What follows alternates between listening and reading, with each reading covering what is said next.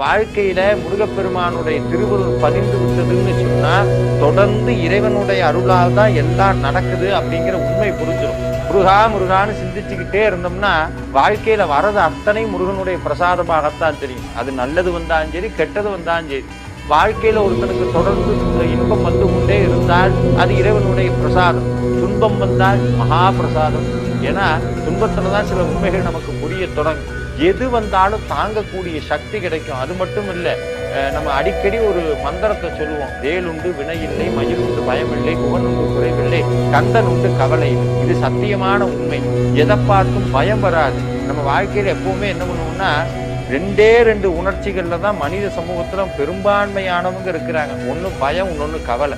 இது ரெண்டுமே என்னன்னா, பயம்ங்கிறது எதிர்காலத்துல இருக்கும், கவலைங்கிறது இறந்த காலத்துல இருக்கும். நிகழ்காலத்துல வாழவே முடியாது. நடந்து முடிஞ்சதை நினைச்சு கவலைப்பட்டுக்கிட்டே இருப்போம், நடக்காததை நினைச்சு பயப்பட்டுக்கிட்டே இருப்போம். இது ரெண்டும் யாருக்கு இல்லைன்னா முருகப்பெருமானை வழிபடுபவர்களுக்கு அது கிடையாது.